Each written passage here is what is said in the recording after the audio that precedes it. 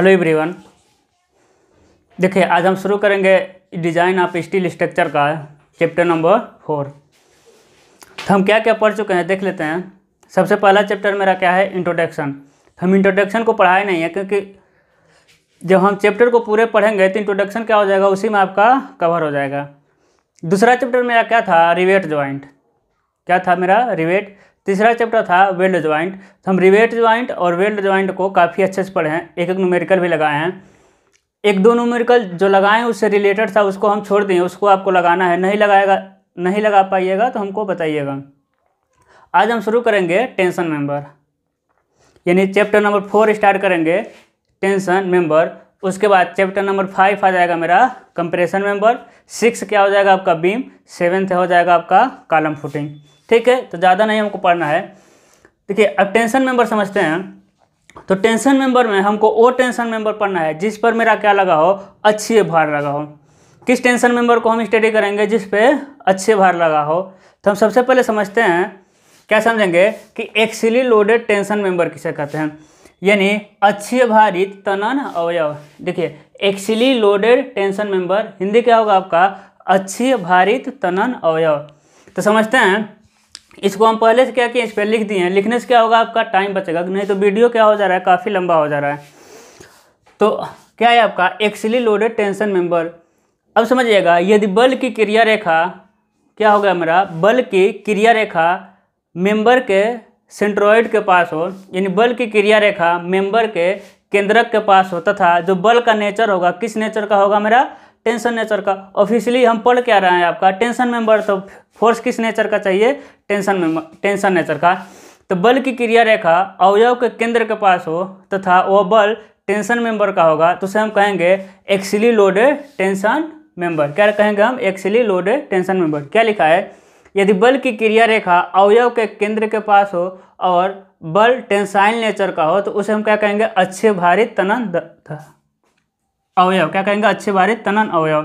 जैसे समझ लीजिए, इसी फिगर में समझ लीजिए, एक क्या हो गया आपका मेंबर हो गया जिसकी चौड़ाई कितनी है, बी। चौड़ाई कितना मिलेगा आपका, बी मिलेगा, और मोटाई कितना मिलेगा इसका, टी मिलेगा। तो देखिए लोड को कहाँ लगाएं हम, उसके अक्ष पे, है ना। जैसे समझिए, एक क्या हो गया आपका स्क्वायर हो गया, एक क्या हो गया इसका अक्ष। तो फोर्स को कहाँ लगाएंगे हम, अक्ष पे, है ना। तो क्या हो गया आपका एक्सिली लोडेड टेंशन मेंबर, यानी हमको स्टडी ही उस मेंबर का करना है जिस पे लोड कहाँ लगा हो, उसके अक्ष पे लगा हो। अब समझते हैं, उसके बाद हमको समझना है ग्रॉस एरिया। क्या समझना है हमको, ग्रॉस एरिया। तो देखिए क्या लिखा है, अवयव के काट के बिना होल बनाए जो क्षेत्रफल होता है उसे सकल क्षेत्रफल यानी ग्रॉस एरिया कहते हैं। ग्रॉस एरिया आप पढ़ेंगे तो स्टील टेबल, आप जाएंगे स्टील के लास्ट में जाएंगे तो उसमें क्या मिलेगा आपको, स्टील टेबल मिलेगा। तो स्टील टेबल में जो एरिया दिया रहता है वो कौन सा एरिया होता है आपका, ग्रॉस एरिया। कौन सा एरिया होता है आपका, ग्रॉस एरिया। ठीक है, समझिए। तो क्या हो गया, ग्रॉस एरिया क्या किसे कहते हैं, अवयव के काट के बिना होल बनाए क्षेत्रफल होता है उसे क्या कहते हैं, सकल क्षेत्रफल कहते हैं, जैसा कि स्टील टेबल में दिया होता है। जैसे देखिए एक क्या हो गया, एक मेंबर हो गया जिसकी चौड़ाई कितना मिला, बी, मोटाई कितना मिला, टी मिला। तो इसका सकल क्षेत्रफल कितना, यानी ग्रॉस एरिया कितना है, बी गुणे टी, कितना मिलेगा इसका ग्रॉस एरिया। देखिए इसको हम एजी दिखा दे रहे हैं, एजी से क्या हो जाएगा आपका ग्रॉस एरिया, कितना मिलेगा, बी गुणे टी, यानी उसका कुल क्षेत्रफल क्या होगा आपका ग्रॉस एरिया। अब कितना फोर्स ले लेगा, ए मेंबर कितना फोर्स लेगा, तो फोर्स इक्वल टू क्या होता है, स्ट्रेस इंटू एरिया, यानी बल गुणे प्रतिबल, है ना। फोर्स बल बराबर प्रतिबल गुणे क्षेत्रफल। फोर्स क्या होता है आपका, स्ट्रेस इंटू एरिया होता है। तो कितना बल लेगा, प्रतिबल गुणे क्षेत्रफल। हम ग्रॉस एरिया की बात कर रहे हैं तो कौन सा क्षेत्रफल हो जाएगा आपका, ग्रॉस क्षेत्रफल। और टेंशन मेंबर की बात कर रहे हैं तो कौन सी क्षेत्रफल प्रतिबल हो जाएगा आपका, तनन प्रतिबल। तो बल बराबर प्रतिबल गुणे क्षेत्रफल। हम ग्रॉस एरिया की बात कर रहे हैं तो gross area of the section B गुणे टी, और हम टेंशन मेंबर की बात कर रहे हैं तो कौन सा प्रतिबल, एलाउएबल स्ट्रेस इन एक्सियल टेंशन। एलाउएबल मतलब अनुगेय प्रतिबल, अक्षीय तनन अनुगेय प्रतिबल। अगला हमको क्या समझना है, नेट एरिया। अब देखिए हम ग्रॉस एरिया क्यों पढ़ रहे हैं भाई, अब वेल्ड करेंगे, जब हम वेल्ड करेंगे किसी मेंबर का तो वेल्डिंग में क्या करना है हमको, होल तो बनाना नहीं है, तो वहाँ हमको किसको देखना पड़ेगा, ग्रॉस एरिया का। लेकिन जब हम टेंशन मेंबर बनाएंगे तो हमको बिल्ड न करके हम क्या कर देंगे, रिवेटिंग करेंगे। तो रिवेटिंग के लिए क्या करना पड़ेगा, आपको होल बनाना पड़ेगा। रिवेटिंग के लिए क्या करेंगे, हम होल बनाएंगे। तो उस होल को, एरिया को क्या करेंगे, हम डिडक्ट यानी घटाएंगे। तो उसे हम कहेंगे नेट एरिया, यानी अवयव के अनुप्रस्थ काट में छिद्र बनाने के बाद जो बचा हुआ अनुप्रस्थ काट का क्षेत्रफल नेट एरिया कहलाता है। यानी देखिए, एक क्या था, आपका मेंबर था। कौन सा मेंबर, यही मेंबर जिसकी चौड़ाई कितनी है मेरा b, चौड़ाई कितना है b, और मोटाई कितना मिल जाएगा आपको, स्मॉल t। हम कहते हैं इस मेंबर का एरिया कितना मिलेगा, तो आप क्या कहेंगे, एरिया यानी नेट एरिया, ए नेट कितना कहेंगे कि b गुणे t। ग्रास एरिया में से हम किसको घटा दें, होल का एरिया। मान लेते हैं होल का डाया कितना है d, तो d गुणे t क्या करेंगे, हम घटा देंगे। तो नेट एरिया कितना मिल जाएगा, ए नेट कितना मिलेगा, b माइनस डी इंटू क्या मिल जाएगा, t को क्या ले लेंगे, कॉमन। तो यही हो जाएगा आपका नेट एरिया। ठीक है ना।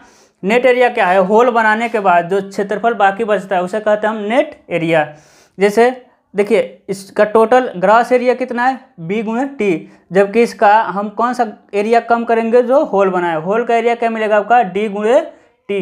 तो बचेगा आपका net area b minus D into T. अब समझिए, तो ए एन मतलब क्या हो गया, नेट, हम इसको नेट ही लिख दे रहे हैं। ए नेट क्या मिल जाएगा आपका, ए नेट क्या मिल जाएगा, या फिर ए एन ही रहने दे रहे हैं, ए एन कितना मिलेगा, ग्रास एरिया यानी A G minus A H यानी एरिया ऑफ होल, है ना। देखिए, नेट एरिया यानी gross area A G minus area of क्या मिल जाएगा आपका, होल।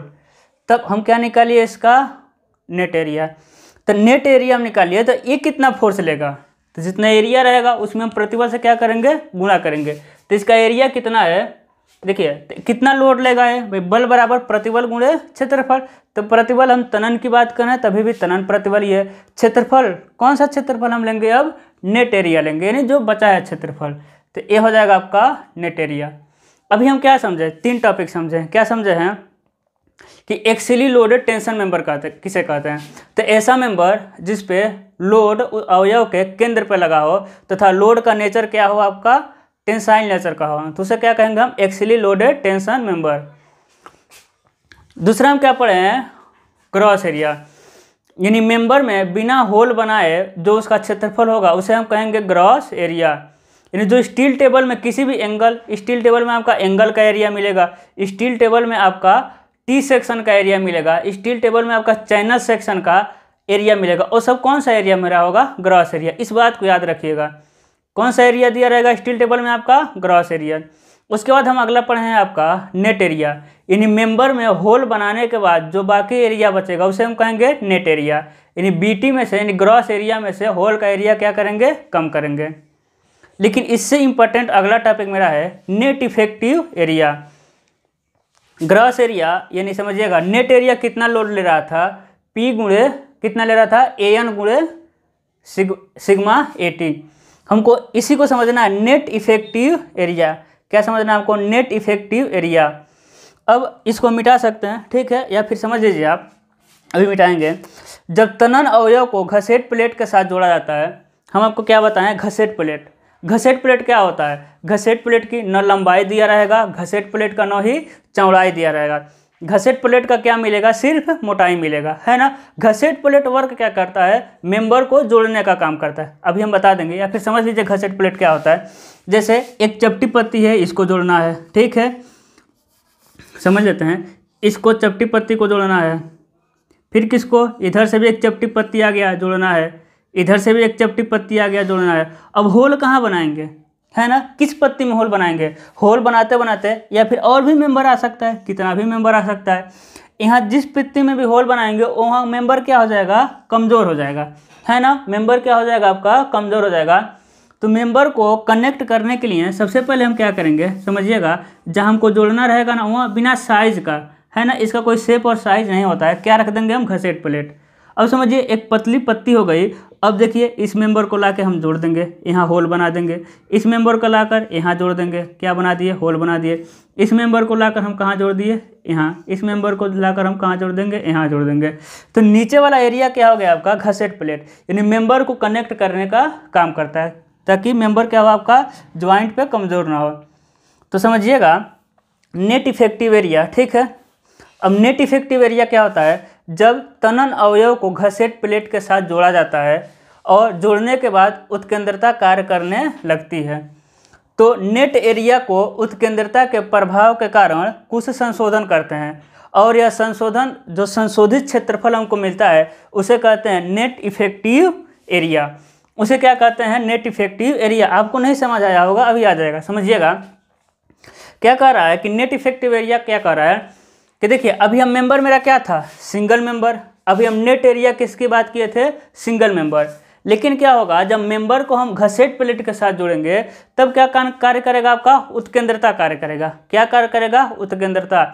उत्केंद्रता के प्रभाव में मेंबर क्या होगा आपका, लोड लेने की क्षमता क्या करेगा, कम करेगा। तो उसी को हम क्या करेंगे, कुछ संशोधन करेंगे, और संशोधन करने के बाद जो हमको क्षेत्रफल मिलेगा उसे कहेंगे नेट इफेक्टिव एरिया। क्या कहेंगे हम, नेट इफेक्टिव एरिया। समझते हैं, आई होप आपको ये समझ आया होगा। Axially loaded tension member, gross area या फिर नेट एरिया। अब समझिएगा हम क्या समझना है हमको, नेट इफेक्टिव एरिया, ठीक है।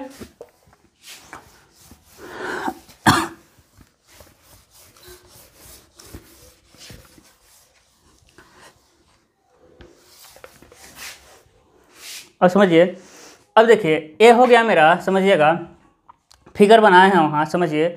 देखिए ए क्या हो गया आपका, घसेट प्लेट, ठीक है। ए क्या हो गया आपका, घसेट प्लेट। इधर भी हो गया आपका घसेट प्लेट, ठीक है। ये क्या बताए थे, घसेट प्लेट का कोई शेप और साइज नहीं होता, इसकी बस मोटाई देगा। अब समझिए इस पर हम क्या जोड़ रहे हैं, एंगल। क्या जोड़ रहे हैं हम, एंगल जोड़ रहे हैं। देखिए हम क्या जोड़ दिए इस पर, एंगल। पिछले वीडियो में बताए होंगे तो आपका समझ आया होगा एंगल जुड़ा कैसे है, समझा देते हैं आपको, समझिएगा। समझिए एंगल कैसे जुड़ा है। देखिए एंगल कैसा जुड़ा है, इस तरह जुड़ा है। एंगल कैसे जोड़े हम, इस तरह, है ना। देखिए तो क्या दिख रहा है आपका, क्या दिखेगा, ऊपर देखिए इसकी मोटाई, मोटाई मतलब इसकी मोटाई, नीचे जो दिख रहा है ये चौड़ाई दिख रहा है, ठीक है। एंगल जोड़ दिए किधर, उधर हम घसेट प्लेट से। घसेट प्लेट कैसे लगा है समझ लीजिए। देखिए यहाँ कैसे लगा दिए हम, घसेट प्लेट, है ना। बिना साइज का क्या लगा दिए, घसेट प्लेट, और एंगल को क्या कर दिए हम, जोड़ दिए। सामने से ऐसा ही दिखेगा, ठीक है। इधर भी हम लगा देंगे और इसी तरह क्या कर देंगे, हम जोड़ देंगे। तो ये हो जाएगा आपका घसेट प्लेट का आपका फ्रंट व्यू। क्या मिल जाएगा आपका, फ्रंट व्यू। और समझिएगा इस फ्रंट व्यू का क्या कर रहे हैं हम ना, सेक्शन कर रहे हैं। समझिए फ्रंट व्यू का हम क्या बना रहे हैं, सेक्शन, यहाँ फर्स्ट और फर्स्ट पे, ठीक है। यहाँ का सेक्शन आपको कैसे दिखेगा, यानी साइड व्यू से देखेंगे। समझिएगा साइड व्यू से देखेंगे क्या दिखाई देगा,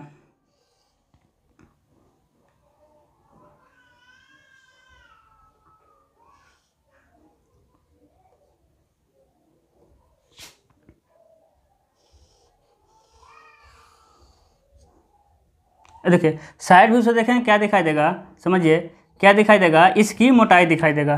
किसकी मोटाई दिखाई देगा, समझिएगा साइड व्यू से देखेंगे तो किसकी मोटाई दिखाई देगा, इसकी, यानी एंगल का, है ना। क्या दिखाई देगा आपका, एंगल का। हम लोड कहाँ लगा रहे हैं, लोड लगाएंगे इसके अक्ष पे, ठीक है। क्या लगा दिए हम, पी। क्या लगा दिए हम, पी लोड। तभी तो हम कहेंगे एक्सियल, क्या कहेंगे, axially loaded tension member. Load को कहाँ लगा दिया, सेंटर पे। अब समझिए लोड कहाँ लगा है, इसके सेंटर पे, ठीक है। जब तक लोड सेंटर पे लगा है मेरा कौन सा आपका होगा, एक्सियली लोडेड टेंशन मेंबर। लेकिन समझिएगा, समझिए इसको एंगल ना मान के हम समझाने में आपको आसानी होगा। इसको हम क्या मान ले रहे हैं, चपटी पत्ती। देखिए यहाँ दिया है, ये क्या है आपका, चपटी पत्ती। तो उधर से देखेंगे तो क्या दिखाई देगा आपका, चपटी पत्ती का मोटाई। क्या दिखाई देगा आपका, चपटी पत्ती का मोटाई। समझिए फिगर में आपका चपटी पत्ती दिया है। इधर क्या हो गया आपका, घसेट प्लेट। उधर से हम क्या जोड़ दिए, चपटी पत्ती, सिर्फ इसी आकार का जोड़े हैं। अभी हम एंगल की बात करेंगे। समझिएगा क्या जोड़ दिए हम, चपटी पत्ती। इधर भी क्या जोड़े हैं हम, चपटी पत्ती। अब समझिएगा चपटी पत्ती जहाँ नहीं जुड़ा है, काट के देखेंगे क्या दिखाई देगा, सिर्फ इसकी मोटाई दिखाई देगा। अभी लोड कहाँ लगा है, इसके बीच में लगा है। समझिए उसके बाद समझते हैं, ये तो सेक्शन फर्स्ट है, क्या दिया आपका सेक्शन आपका फर्स्ट, ठीक है। हमको क्या बनाना है, सेक्शन सेकेंड। यानी जैसे हम बात करेंगे कहाँ का, यहाँ का यक्स यानी 2 का, ठीक है। कहाँ की बात करेंगे, सेक्शन 2 का। अब समझिएगा, सबसे पहले क्या दिखाई देगा आपको, घसेट प्लेट। क्या दिखाई देगा, घसेट प्लेट, है ना। यहाँ क्या दिखाई देगा, एक घसेट प्लेट भी दिखाई देगा। यहाँ घसेट प्लेट दिखाई देगा नहीं, यहाँ सिर्फ क्या है आपका, चपटी पत्ती की मोटाई दिखाई देगा। यहाँ क्या दिखाई देगा, घसेट प्लेट। उसके बाद क्या दिखाई देगा आपका, चपटी पत्ती। अभी समझिएगा, अभी भी मेरा फोर्स कहाँ काम करेगा, उसके सेंटर पे, ठीक है। अभी भी फोर्स कहाँ काम कर रहा है, फोर्स तो वहीं काम करेगा, फोर्स जहाँ लगा दिए वहीं काम करने वाला है। लेकिन समझिएगा, जो सेक्शन फर्स्ट है, जो सेक्शन फर्स्ट था, उसमें क्या था आपका कि इसका सेंटर देखिए, इसके अक्ष पे ही काम कर रहा था। इस मेंबर के हम बड़ा बना देते हैं। यहाँ का सेक्शन क्या बनेगा, ये देखिए बन गया, इसके अक्ष पे ही लोड काम कर रहा था, ठीक है। हम अक्ष पे ही लगाए थे, लोड कहाँ काम कर रहा था, सी पर। इस मेंबर का गुरुत्व केंद्र भी कहाँ है, सी ही है। काम भी कहाँ कर रहा है आपका, सी पर। लोड भी कहाँ लग रहा है, सी पर। लेकिन यहाँ समझिएगा, लोड अभी भी कहाँ लग रहा है, सी पर ही लग रहा है। इसको भी बड़ा बनाते हैं। सबसे पहले हम क्या बनाएंगे आपका, सबसे पहले घसेट प्लेट। सबसे पहले क्या बना दिया, घसेट प्लेट। उसके बाद क्या बना दिया हम, मेंबर, ठीक है। लोड अभी भी कहाँ काम कर रहा है, लोड काम कर रहा है अभी भी सी पर। लेकिन इसका गुरुत्व केंद्र तो यही था, लेकिन क्या इसका गुरुत्व केंद्र सी पर है, नहीं होगा, है ना। इसका गुरुत्व केंद्र सी पर तो होगा नहीं, क्योंकि घसेट प्लेट के लगने से इसका एरिया क्या हो गया, बदलेगा। जैसे एरिया बदलेगा, उसका गुरुत्व केंद्र क्या हो जाएगा, बदल जाएगा। यानी इस क्रॉस सेक्शन का गुरुत्व केंद्र सी पर नहीं होगा, जबकि इसका गुरुत्व केंद्र सी पर होगा। जैसे ही इसका गुरुत्व केंद्र कहाँ आ जाएगा, मान ले रहे हैं इसका गुरुत्व केंद्र कहीं और आएगा, यहाँ गया यानी सी डैश पे। जैसे गुरुत्व केंद्र मान लीजिए सी से कहाँ गया, सी डैश पे, गुरुत्व केंद्र के चेंज होने से क्या मिल जाएगा आपका, उत्केंद्रता उत्पन्न होगा। क्या उत्पन्न होगा आपका, उत्केंद्रता। यानी जैसे मेरा मेंबर में उत्केंद्रता उत्पन्न हुआ, मेंबर का लोड लेने की क्षमता क्या हो जाएगी, कम हो जाएगी। क्लियर हुआ होगा बात। जैसे ही मेंबर में क्या होगा आपका, बेंडिंग, यानी जैसे उत्केंद्रता आएगा तो बेंडिंग आएगा, ठीक है। जैसे मेंबर में उत्केंद्रता उत्पन्न होगा, इसेंट्रिसिटी उत्पन्न होगा, वैसे मेंबर का लोड कैरिंग कैपेसिटी क्या हो जाएगा आपका, डिक्रीज हो जाएगा। तो जितना लोड कैरिंग कैपेसिटी डिक्रीज हो जाएगा, उसी को क्या करेंगे हम, मॉडिफाई करेंगे। और उस मॉडिफाई करने के बाद जो मेरा एरिया बचेगा, जो मॉडिफाई करने के बाद एरिया मिलेगा, उसे हम क्या कहेंगे, net effective area. I hope आपको समझ आया होगा। इतना बेसिक था, इतना आपको समझना ही है, ठीक है। इतना आपको अच्छे समझना है। क्या समझना है कि एक्सियली लोडेड टेंशन मेंबर किसे कहते हैं, कि जब किसी मेंबर पर लोड उसके अक्ष पर कार्य कर रहा है तथा बल किस नेचर का है, टेंशन नेचर का, तो उसे कहेंगे एक्सियली लोडेड टेंशन मेंबर। उसके बाद था मेरा ग्रॉस एरिया, यानी मेंबर में होल बनाने से पहले, मेंबर में बिना होल बनाए जो मेंबर का एरिया रहता है, उसे हम कहते हैं ग्रॉस एरिया, ठीक है। उसके बाद होता है आपका नेट एरिया, यानी मेंबर में होल बनाने के बाद जो एरिया बचता है उसे कहते हैं हम नेट एरिया। लेकिन जब मेंबर को घसेट प्लेट के साथ जोड़ते हैं, तब का एरिया में क्या करते हैं, मॉडिफाई। एरिया में क्या करते हैं हम, संशोधन करते हैं। संशोधन क्यों करते हैं, क्योंकि मेंबर को जैसे ही हम घसेट प्लेट के साथ जोड़े, हैं, क्या हुआ है आपका, बल तो वहीं लग रहा था, लेकिन क्या हो रहा था आपका, उस मेंबर का उत्केंद्रता चेंज हो रहा था। मेंबर के उत्केंद्रता चेंज होने के कारण उसकी लोड कैरिंग कैपेसिटी, यानी मेंबर का भार वहन क्षमता क्या हो जाएगा, कम हो जाएगा, ठीक है। तो हम आगे देखिएगा, हम संशोधन करेंगे तो इसकी एरिया को क्या करेंगे, हम कम करेंगे। एरिया तो कम नहीं हो रहा है, एरिया तो उतना ही रहेगा मेंबर का, लेकिन भार वहन करने की क्षमता कम हो जाती है। उस क्षमता को कम करने के लिए, उस क्षमता को कहाँ कम करेंगे, एरिया को हम डिक्रीज कर देते हैं, ठीक है। एरिया को क्या करते हैं, डिक्रीज करते हैं। आगे देखिएगा, नेक्स्ट टॉपिक हो जाएगा हम एरिया को कैसे डिक्रीज करते हैं, ठीक है। अब इस मेंबर की जगह समझिएगा, अब इस मेंबर की जगह यानी चपटी पत्ती था, यदि चपटी पत्ती की जगह मेरा क्या लग गया, एंगल लग गया, या फिर चपटी पत्ती की जगह मेरा चैनल सेक्शन। अब देखिए एंगल क्या होता है आपका, देखिए ये हो गया आपका एंगल, ये क्या हो गया आपका एंगल, या फिर चैनल सेक्शन। सी काट, अब लोग एसओ में कहते होंगे सी काट, इसे कहेंगे हम चैनल सेक्शन। या फिर टी काट है ना, इसे क्या कहेंगे हम, टी काट। तो channel angle section, channel section, T काट, चपटी पट्टी, यानी कुछ भी लगेगा यहाँ तो उसका एरिया यहाँ तो अलग होएगा, यहाँ अलग होगा, लेकिन जैसे घसेट प्लेट के साथ जुड़ेगा उसके अंदर चेंज होना है, ऑफिशियली चेंज होगा। क्यों चेंज होगा? क्योंकि घसेट प्लेट के आने से आपका एरिया चेंज होगा, और एरिया के चेंज होने से आपका उसके अंदर एरिया के चेंज होने से इस क्रॉस सेक्शन का गुरुत्व केंद्र चेंज होगा। गुरुत्व केंद्र को हम क्या करेंगे, चेंज होने से उत्केंद्रता उत्पन्न हो जाएगा। ठीक है, तो हम इसी को क्या करेंगे, मॉडिफाई करेंगे। हर जगह हम किसका यूज़ करेंगे, नेट इफेक्टिव एरिया, क्योंकि बिना घसेट प्लेट का हम मेंबर बनाएंगे नहीं, मेरा मेंबर क्या हो जाएगा, कमज़ोर हो जाएगा। तो जितने जगह हम एरिया निकालेंगे, किस एरिया की बात करेंगे, नेट इफेक्टिव एरिया की। ठीक है, किसकी बात करेंगे हम, नेट इफेक्टिव एरिया। तो चलिए फिर हम शुरू करते हैं।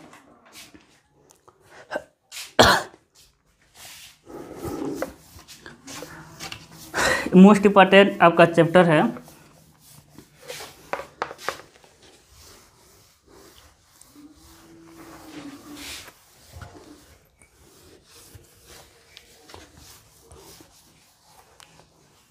कितना मिनट का वीडियो हो गया आपका, देख रहे हैं। ठीक है,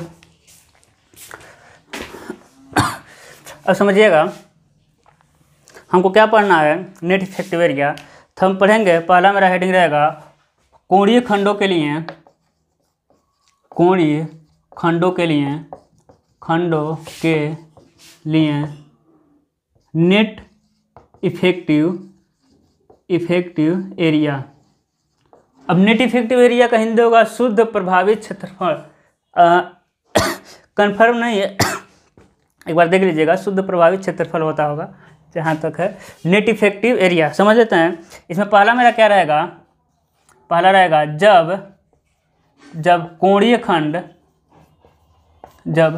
खंड घसेट प्लेट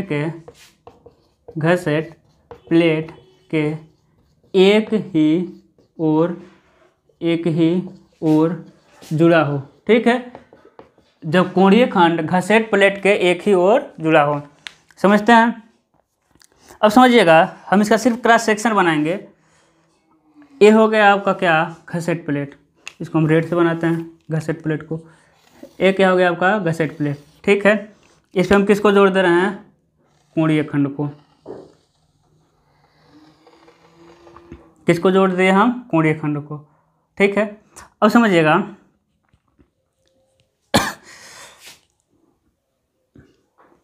इसका हम फ्रंट नहीं बना रहे हैं, आपको समझ आया होगा। ठीक है, घसेट प्लेट से हम कोणीय खंड को जोड़ दे रहे हैं।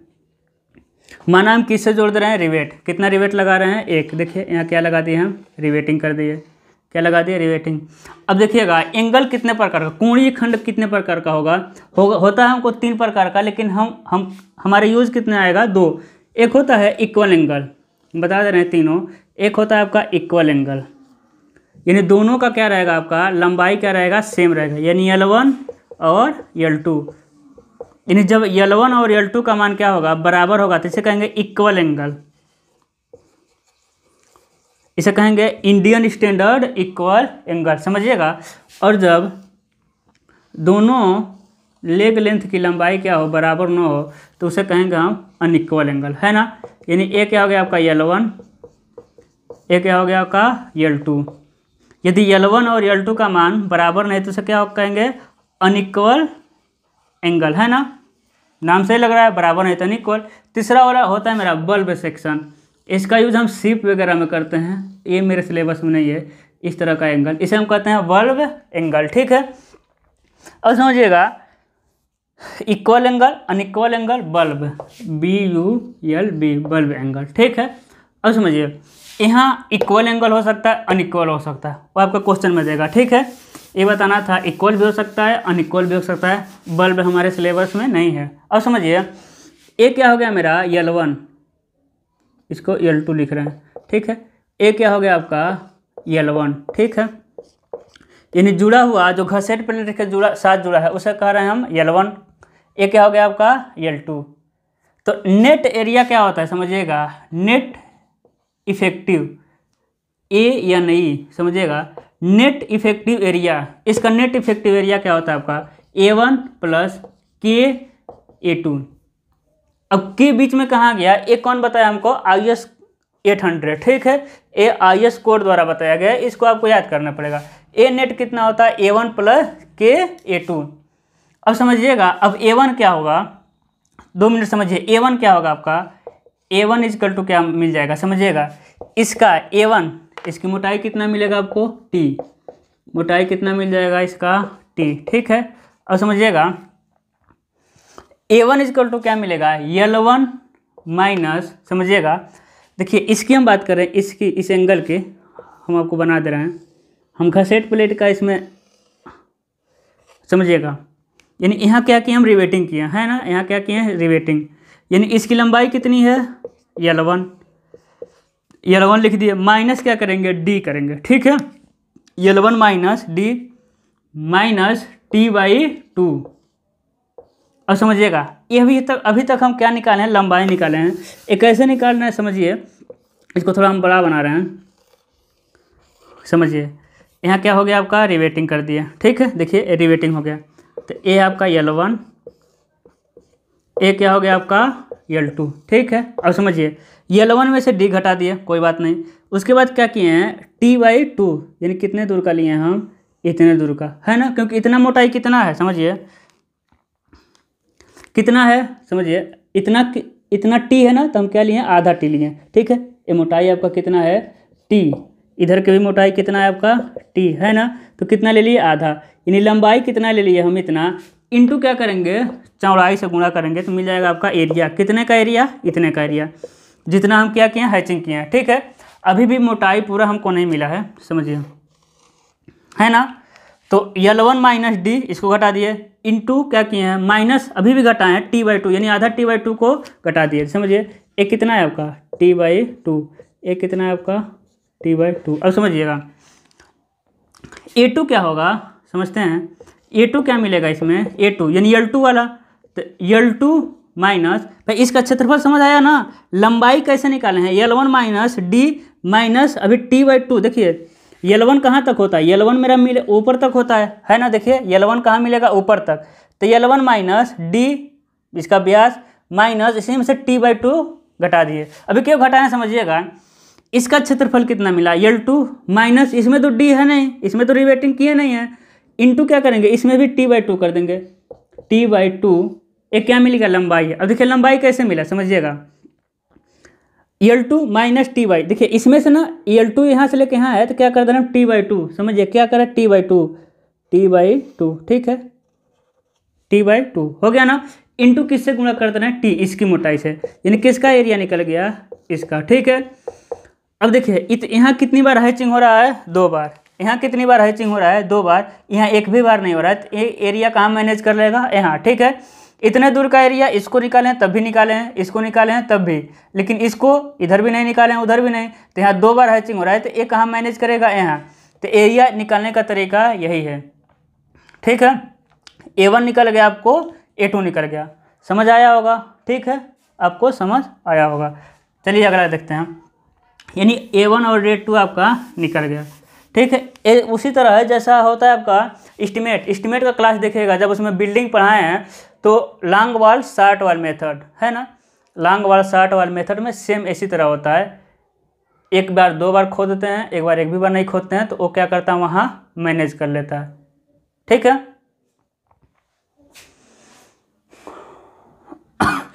वीडियो ब्लर कर रहा, हाँ ठीक हो गया। चलिए अब समझते हैं, A1 भी निकल गया, A2 यानी A2 क्या है आपका, A2 क्या है L2 minus T/2 into T, ठीक है। अब समझिए K क्या है, K होता है आपका 3A1 प्लस 3A1 अपान 3A1 प्लस A2, ये भी IS कोड बताया है, ठीक है। ये कहाँ से आया है हमको नहीं पता, या फिर किसी को नहीं पता, डिप्लोमा में इसका डेरिवेशन नहीं मिलेगा, नहीं इसका मिलेगा, तो IS कोड द्वारा लाया गया है A1 प्लस KA2। अब समझिएगा K का मान हमेशा क्या आएगा, 1 से कम आएगा, K का मान जैसे ही 1 से कम आएगा, देखिए नेट इफेक्टिव एरिया क्या हो जाएगा, घट जाएगा, है ना। तो नेट इफेक्टिव एरिया को क्या करते हैं हम, घटा देते हैं। अब समझिएगा, ठीक है, समझ आया होगा आपको, अच्छे से केयरफुली समझना है, ठीक है। नहीं समझ आएगा तो बताइएगा, क्योंकि ऑनलाइन में पता नहीं चलता, ऑफलाइन में तो चेहरा देख के ही आदमी जान जाता है कि समझ आ रहा है कि नहीं। अब देखिए ऑनलाइन में हम नया है तो अभी एक्सपीरियंस भी नहीं है, ठीक है, तो थोड़ा समझिए।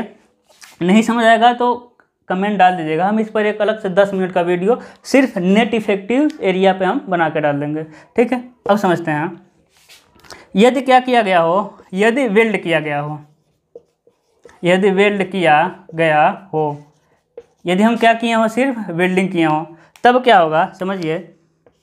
ए क्या हो जाएगा आपका गसेट प्लेट, ए क्या हो जाएगा आपका एंगल, ए जुड़ा हुआ खंड L1, ए हो जाएगा आपका L2, ठीक है।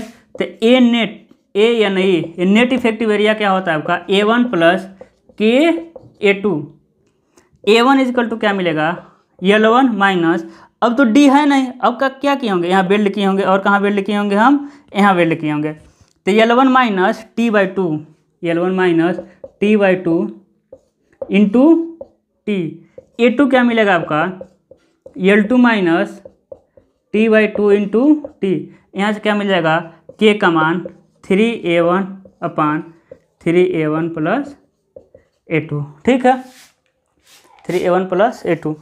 एक बार और देखिए हम आपको समझा दे रहे हैं, यहाँ देखिए, यहाँ A1 A2 कैसे आया है, देखिए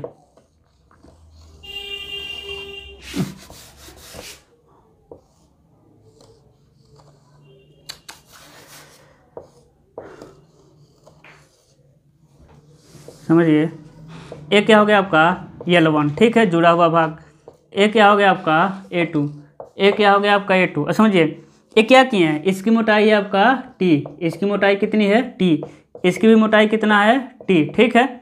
अब समझिएगा A1 कैसे निकालें, L1 माइनस, देखिए L1 तो ऊपर तक है, माइनस T/2, इतनी की हम बात कर रहे हैं, ठीक है ना, क्योंकि T/2 को हम घटा दिए, इंटू टी, जैसे ही टी किए इतना एरिया मिल गया। अब देखिए A2 में क्या किए हैं, L2 टोटल की बात कर रहे हैं, इंटू T/2, देखिए इधर का T/2 घटा दिए, इंटू जैसे टी से गुणा करेंगे तो देखिए क्षेत्रफल मिल गया।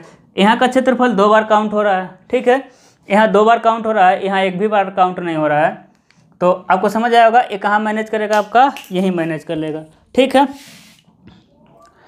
ये हो गया आपका जब कोणीय खंड के घसेट प्लेट के साथ जुड़ा हो, किसके लिए, वे जब रिवेट से जुड़ा हो और वेल्ड से जुड़ा हो। इसी में अगला समझना है हमको, दूसरा क्या हो जाएगा, जब कोणीय खंड, जब घसेट प्लेट के, देखिएगा जब घसेट प्लेट के दोनों ओर, जब घसेट प्लेट के दोनों ओर कोणीय खंड जुड़ा हो, कोणीय खंड जुड़ा हो, ये आसान है आपका, समझिए। ये क्या हो गया आपका घसेट प्लेट, ये क्या हो गया आपका घसेट प्लेट, इधर क्या जोड़ दिए हम, एंगल जोड़ दिए, इधर क्या जोड़ दिए, एंगल, ठीक है, इधर क्या जोड़ दिए, एंगल। अब एंगल कैसे जुड़ेगा, ऐसे जुड़ेगा, क्या लगा दिए, रिवेटिंग कर दिए, ठीक है। अब समझिएगा क्या कर दिए, रिवेटिंग। इस क्वेश्चन में समझिएगा, यदि यहाँ एक रिवेटिंग है तो सिर्फ क्या घटाएं, डी, यदि 2 3 4 रिवेटिंग होगा तो डी का मान 2D 3D 4D आपका होता जाएगा, ठीक है, 2D 3D 4D आपका होता जाएगा। अब समझते हैं, यहाँ समझिए, यहाँ क्या है, घसेट प्लेट के साथ हम क्या जोड़ दिए, दोनों तरफ कोणीय एंगल। अब समझिएगा इसमें क्या होता है, ए यानी क्या मिलेगा आपका 2A, है ना, इसका एरिया और इसका एरिया माइनस 2DT, क्या हो जाएगा आपका 2DT, ठीक है। अब समझिएगा ये कैसे हुआ, अब इसमें क्यों नहीं नेट इफेक्टिव काम किया, इसमें के नहीं आए, है ना, इसमें हम नहीं घटाएं, क्यों, समझिए। ये क्या था आपका घसेट प्लेट, ठीक है, जैसे इसके साथ एक तरफ मेंबर जोड़े हम, जैसे एक तरफ मेंबर जोड़े मेंबर पर लोड कार्य कर रहा था यहाँ, ठीक है। जैसे एक तरफ मेंबर जोड़ेंगे, इसका क्या होगा, आपका गुरुत्व केंद्र, इस मेंबर का गुरुत्व केंद्र क्या होगा, चेंज होगा। जैसे गुरुत्व केंद्र चेंज होगा, हम क्या करेंगे, इधर भी जोड़ देंगे, इधर भी तो जोड़े हैं, वैसे गुरुत्व केंद्र कहाँ जाएगा, इसके बीच में ही आ जाएगा, ठीक है। तो इसमें क्या होता है, आपका गुरुत्व केंद्र बैलेंस हो जाता है, क्योंकि उधर जितना जोड़े इधर भी जितना जोड़े, गुरुत्व केंद्र वहीं का वहीं क्या रह जाएगा, आपका स्थिर रहेगा। इसलिए इसमें हम नहीं करते हैं, किसको मॉडिफाई नहीं करते हैं। तो क्या हो जाएगा, डायरेक्ट हो जाएगा 2a, यानी दोनों का क्षेत्रफल माइनस 2 किस लिए, एक डी इसके लिए, एक डी इसके लिए, 2d हो जाएगा, है ना, एक इसमें d एक इसमें, क्योंकि 2a है इंटू t उसकी मोटाई। अगला समझते हैं हम,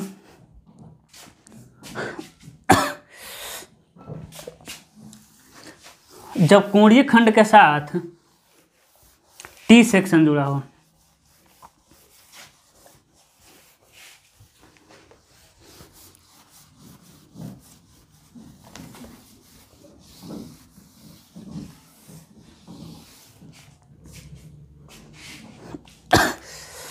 देखते हैं। हाँ, क्या है आपका तीसरा, जब कोणीय खंड के साथ, कोणीय खंड एंगल है ना, अभी एंगल वाला ही बता दे रहे हैं, ठीक है। जब कोणीय खंड के, ऐसा बताते हैं, जब घसेट प्लेट के, जब घसेट प्लेट के एक ही ओर पीठ से पीठ सटाकर कोणीय खंड जुड़ा हो,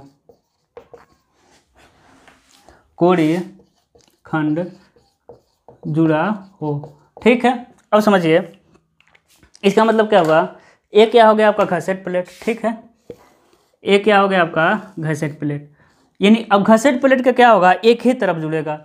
इन देखिए, एक क्या हो गया आपका एंगल, ठीक है, एंगल हो गया, इधर भी क्या हो गया आपका एंगल हो गया। अब ये जुड़ेगा कैसे, यहाँ रिवेट लगाएंगे, एक रिवेट हम यहाँ लगाएंगे, दिख रहा है आपको, क्योंकि लाइट कट गई है। देखिए नीचे क्या है आपका घसेट प्लेट, ठीक है, नीचे क्या है आपका घसेट प्लेट, एक ही तरफ जोड़ दिए। अब समझिएगा इसमें क्या होगा आपका ए नेट, ए या नहीं क्या मिलेगा, A1 प्लस K A2, क्या मिल जाएगा आपका A1 प्लस K A2। लेकिन A1 क्या मिलेगा, समझिए A1 सेम वही रहेगा। देखिए यहाँ से यहाँ क्या हो जाएगा आपका L1, है ना, इधर भी क्या हो जाएगा आपका L1, यानी जुड़ा हुआ भाग मेरा L1 है, ऊपर से इधर क्या हो जाएगा आपका L2, यहाँ तक।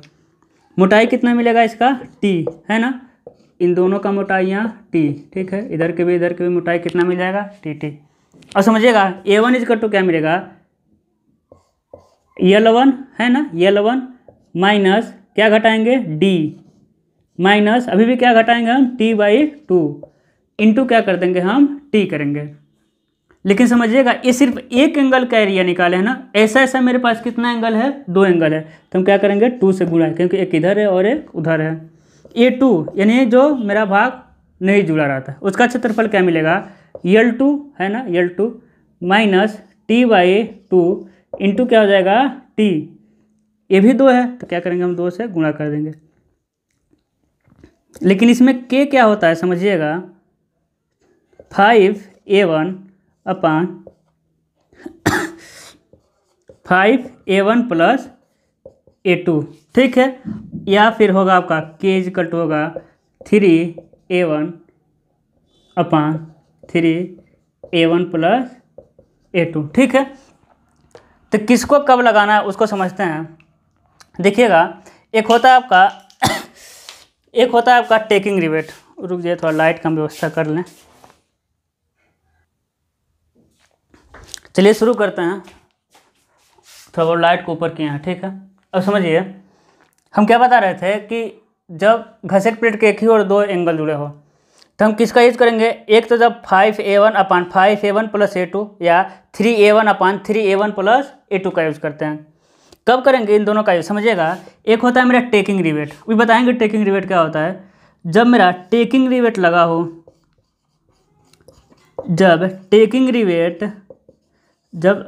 रिवेट लगा रहेगा तब किसका यूज़ करेंगे 5A1 अपान 5A1 प्लस A2।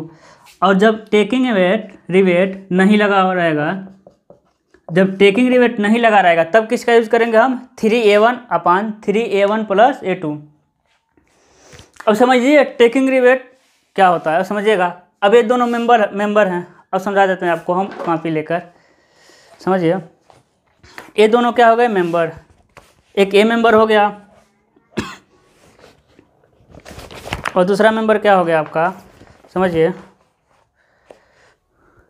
ये दो क्या हो गए आपके मेंबर हो गए। अब ये कैसे जुड़े हुए हैं, अब किस पे जुड़े समझ लीजिए। अब देखिए इसी पर आपको समझ आ रहा होगा अब अच्छे से। अब देखिए नीचे वाला जो मोटा कापी है वो क्या हो जाएगा आपका घसेट प्लेट, है ना, क्या हो जाएगा आपका घसेट प्लेट। ठीक है, घसेट प्लेट से दोनों एंगल को क्या कर दिए हम जोड़ दिए। ठीक है, एक इधर वाला किताब आपका हो गया एंगल, दूसरा ये हो गया। अब क्या करें हम घसेट प्लेट को हटाते हैं। अब आपको समझ आ गया होगा। ठीक है, अब समझिएगा, अब समझिए जब इस तरह जुड़ा रहेगा है ना, देखिए फिगर में भी इस तरह जुड़ा है। अब इस तरह जुड़ा है तो ए मेंबर का जो भाग जुड़ा है उसमें से कोई दिक्कत नहीं है, नीचे जाएगा। लेकिन ए वाला भाग कहाँ तक रहेगा भाई, ए वाला भाग तो काफ़ी लंबा है ना, जो ऊपर निकला हुआ भाग काफ़ी क्या है लंबा है। अब एक काफ़ी लंबा भाग क्या हो बेंड ना हो या फिर इधर उधर ना जाए, उसके लिए क्या करेंगे इन दोनों में क्या करेंगे हम रिवेटिंग करते हैं। यहाँ इन कुछ दूर पे क्या करेंगे इन दोनों में रिवेटिंग करेंगे, किस में, इस वाले मेंबर में। ठीक है, मान लीजिए यहाँ रिवेटिंग कर दिए, यहाँ कर दिए, यहाँ, क्योंकि दोनों क्या रहे एक जगह बना रहे। तो इस रिवेटिंग को क्या कहते हैं हम टेकिंग रिवेट, इसे क्या कहते हैं हम टेकिंग रिवेट। समझ आया आपको। तो यदि टेकिंग रिवेट लगा हो तब क्या लेंगे 5A1 अपान 5A1 प्लस A2। यदि टेकिंग रिवेट नहीं लगा रहेगा 3A1 अपान 3A1 प्लस A2। क्योंकि टेकिंग रिवेट नहीं लगा रहेगा तो आपका मेंबर एक कंबाइंड रूप से वर्क नहीं करेगा, और जब मेंबर कंबाइंड रूप से नहीं वर्क करेगा तो हम उसका स्ट्रेंथ कैसे निकालेंगे सिंगल की तरह, है ना। जब एक ही कोणीय खंड जुड़ा था और एक कोणीय खंड में 3A1 अपान यही था आपका 3A1 प्लस A2। अब समझिएगा ये इसी में क्या कर दिए हम वेल्ड कर दिए। यदि वेल्ड हो किया गया हो, यदि क्या किया गया हो वेल्ड किया हो गया, तो अब तो वेल्ड को आप निकाल सकते हैं। ये देखिए एक घसेट प्लेट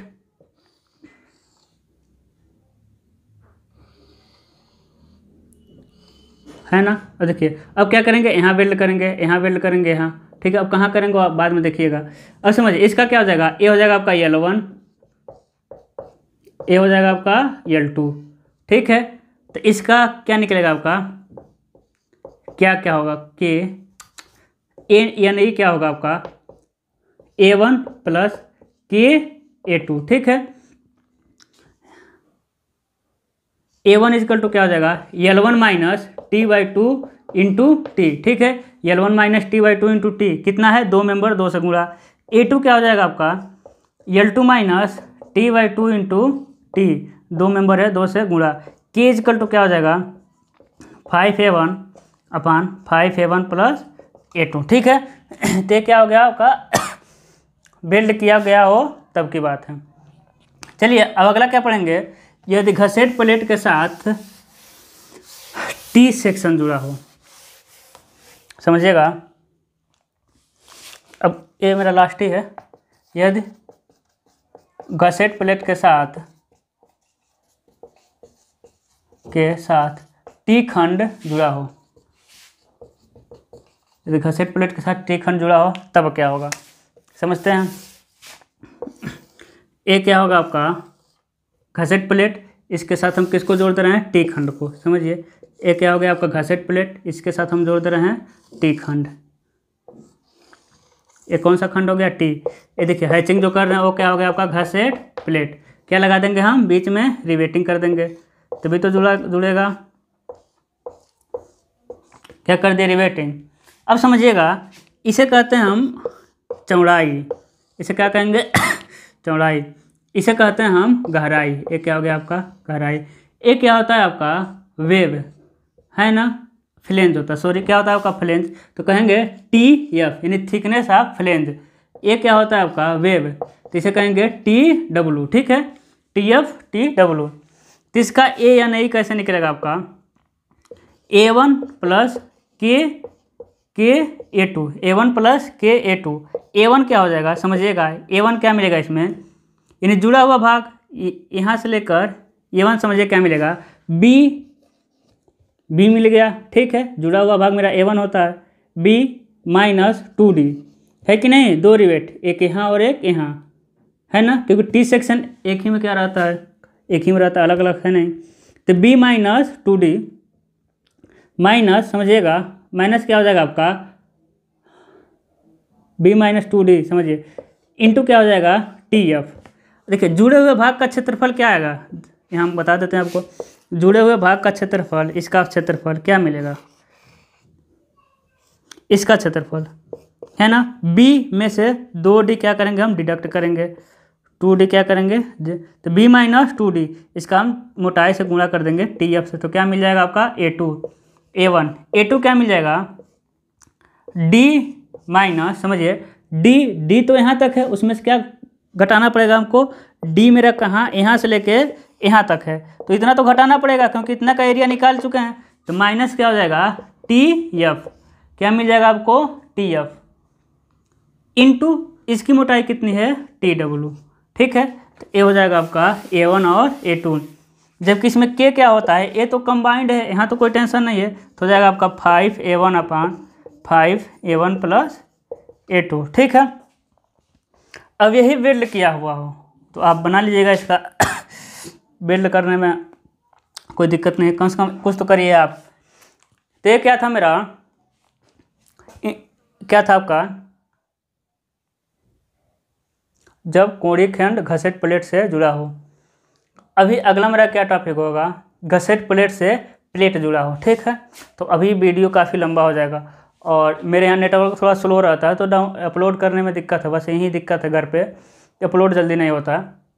तो लॉकडाउन में क्या करेंगे, धीरे धीरे चल रहा है किसी तरह काम, तो चलिए ठीक है। बाकी आप कोई भी दिक्कत हो रहा है तो आप कमेंट डाल दीजिए कि यहाँ दिक्कत है, वीडियो में कोई प्रॉब्लम या फिर समझ नहीं आ रहा है, जो भी हो, ठीक है।